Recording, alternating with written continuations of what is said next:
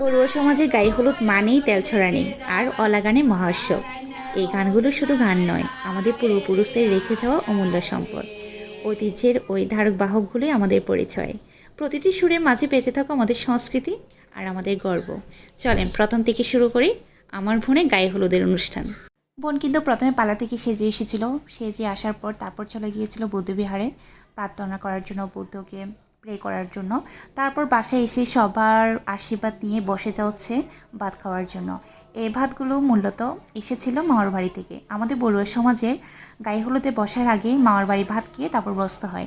সেটা হচ্ছে আমাদের বড়ুয়াদের নিয়ম। আর কাদের কাদের নিয়ম আসলে আমার জানা নেই।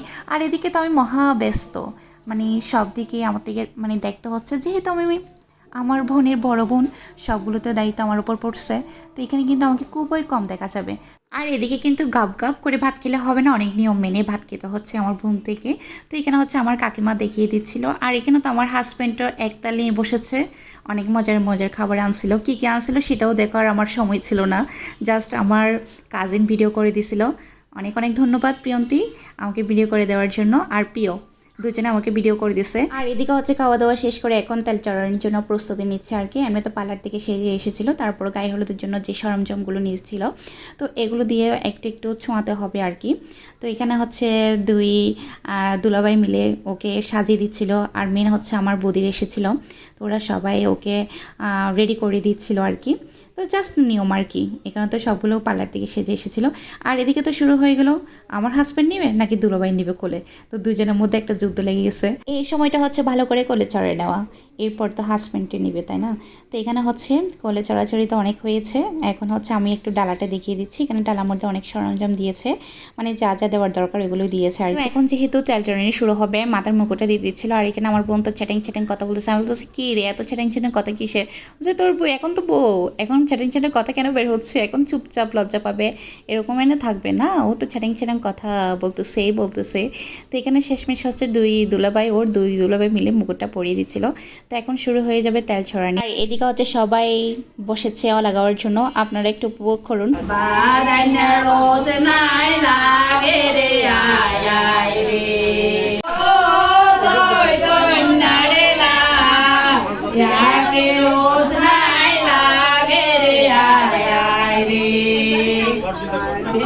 ফাড়িওয়ালা সবেরে দাবান ফাড়িওয়ালা সবে ফাড়ি রোজ নাই সই ও তোর থেকে যাবান ফাড়ি রোজ নাই সই ও তোর থেকে যাবান বানাই না রোজ নাই লাগে রে আয় আয় রে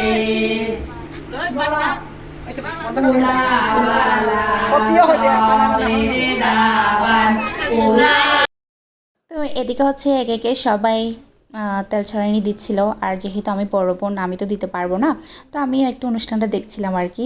আর এদিকে হচ্ছে ঘরে তেল ছড়ানি দেওয়ার পর নিয়ে আসলো আমার বোনকে কোলে করে, কত সুন্দর করে কোলে করে নিয়ে আসলো বাইরে। মানে এটাই সুযোগ কোল ছড়া, আর তো চড়া হবে না। তো এখানে বাইরে এখন তেল ছড়ানি শুরু হয়ে যাচ্ছে, মানে একবার ঘরে দিতে হয় একবার বাইরে দিতে হয়, ওইটাই নিয়ম আর কি। আর উঠানে একটা স্টেট করেছিল সিম্পলের মধ্যে, খুব সুন্দর করে, ওখানেই সবাই এখন একে একে তেল ছড়ানি দিচ্ছিল। তারপর হচ্ছে বোনরা ওদের আচার অনুষ্ঠান সব কিছু শেষ করে এখন চলে আসলো মানে মুরব্বীরা, মানে হলুদ মাখানোর জন্য। এখন টাকা নেওয়ার জন্য খুবই ঝামেলা চলতেছে। মানে এখানে তো আমার হাজব্যান্ডের কাছে হলুদ, টাকা ছাড়া হলুদ দেওয়া হবে না। খুবই সীমিত টাকা দিচ্ছিল, এর কারণে আমার হাজব্যান্ড খুবই আঁকিবুকি করতেছে। তো ওখানে তো যারা যারা তেল ছড়ানি দিয়েছে, বোন দুলাভাই বৌদি সবারই ভাগ আছে, টাকা তো কম দিলে হবে না। তো বড় বোন হিসেবে এখানে তো আমার কোনো কথা বলা তো কোনো দায়ী নাই, তো এই জন্য আমি অনেকটা দূরে ছিলাম। তো এখানে সবাই একে একে সবাই কোলে নিয়ে সুন্দর করে হলুদ দিচ্ছিল।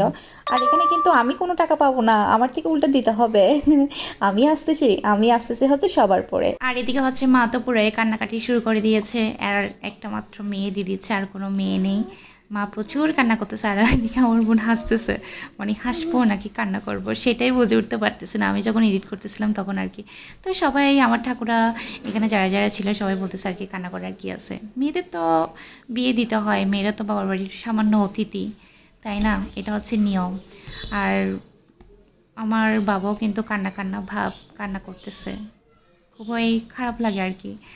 তো এখানে এখন আসছে আমার ছোটো মা, তারপর পিসিরা একে সবাই আসছিল, তারপর পিসিতে বোনরা সবাই আসতেছিল। তো আমার হাজব্যান্ড তো বলতেছে মানবো না মানবো না, মানি না মানবো না, কম টাকা দিলে হবে না, কারণ এখানে অনেক মানুষ আছে এই জন্য বলতেছে আর কি। তো এখন আসছি আমি, আমাকে তো 100 টাকা দিছে প্রথমে, না আমি যেহেতু বড় বোন 500 টাকা নোট ছাড়া আমাকে ছাড়তেছে না। দেখেন মানে ঘরে শত্রু থাকলে বাইরে শত্রু লাগে না, এখানে আমার হাজব্যান্ডটা আমাকে ছাড় দিচ্ছে না, মানে আমার থেকেও টাকা নিচ্ছে, আমাকেও ছাড় দিচ্ছে না, আমি কোথেকে দিব টাকা, কিন্তু এদিকে আমার হাজব্যান্ডটা আমাকে ছাড় দিচ্ছে না, কি একটা অদ্ভুত। তো থাকা, তো দিয়ে দিছি, আসলে আরেকটা আনন্দ আর কি। তো এদিকে না আমি হলুদ মাখাচ্ছিলাম, এরপর হলুদ মাখামাখি শেষ করার পর এখন চলে এসেছি অনেক বড় একটা কেক।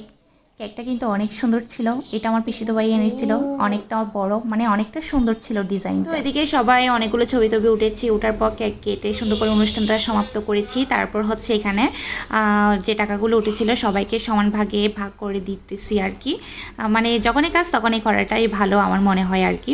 তো সুন্দর করে সবাইকে সুন্দর করে টাকাগুলো ভাগ করে দেওয়ার পর তারপর বসেছিলাম হচ্ছে ভাত খাওয়ার জন্য।